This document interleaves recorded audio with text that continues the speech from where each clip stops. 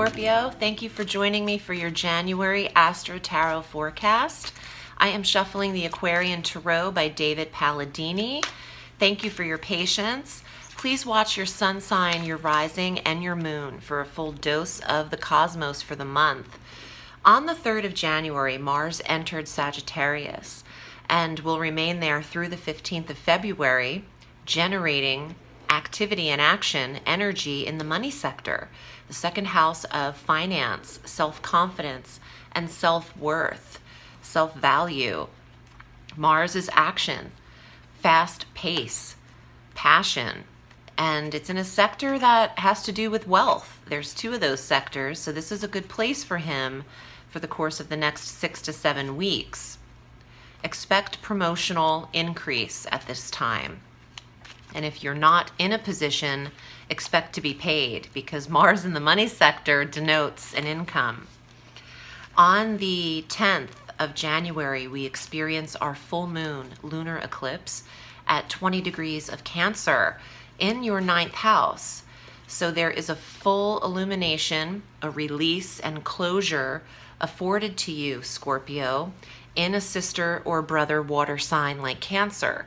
So this trines any personal planetary placements you have in Scorpio.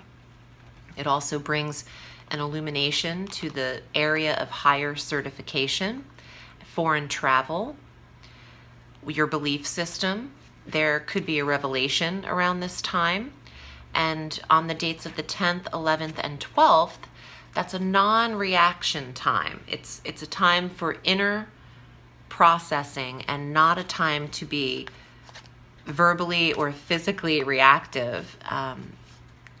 Emotions are up, and in a sign like Cancer, a watery realm, there is an intuitive energy here and a high emotional energy. So people are prone to react, overreact, cry.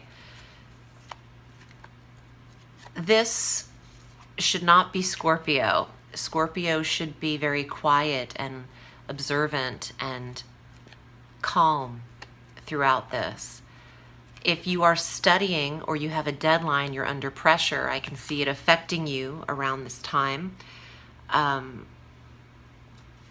Putting in a lot of hard work or long hours is called for, and it can be tiring.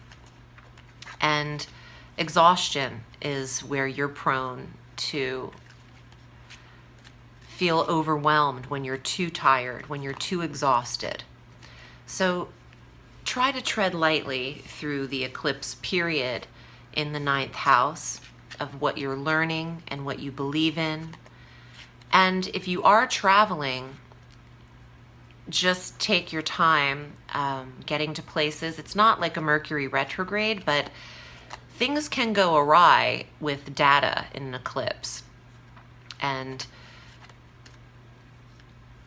it's best to double check plans anyway. And if you can postpone traveling on that date, I would, because people are out of their bodies during an eclipse. And if you're not the one driving the car, you don't have a lot of control. I just think that it's best to not be as active as you can be on the 10th. And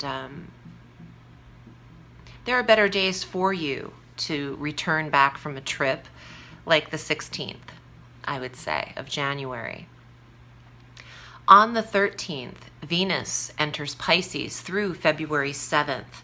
And this is a very romantic and lighthearted and fun planetary placement. Venus is romance, and the 5th house is romance.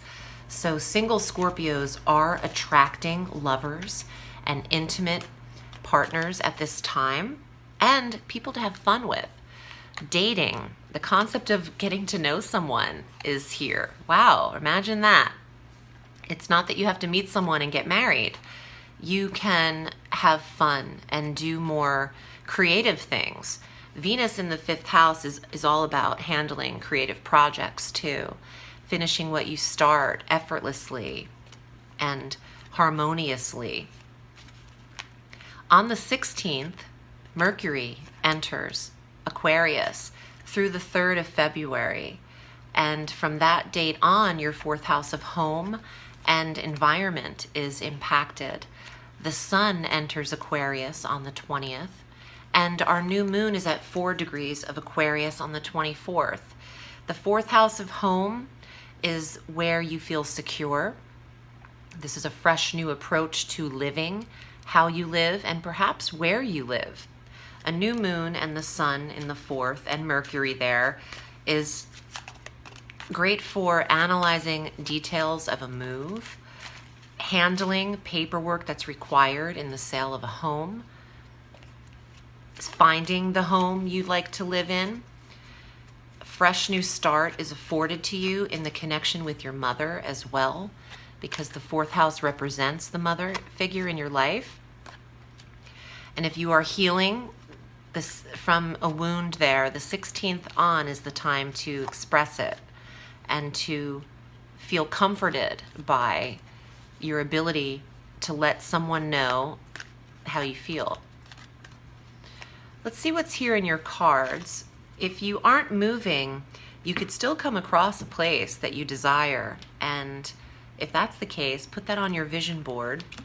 Keep it right here so you can bring it closer to the reality, the tangible reality of yourself. Here we go, Hermit. First card out. Taking a step back, non-reactive energy. It's the card of Virgo in the Tarot, but it's about enlightenment. And it could be that 9th house of study and getting your certification at that time, something coming to a close.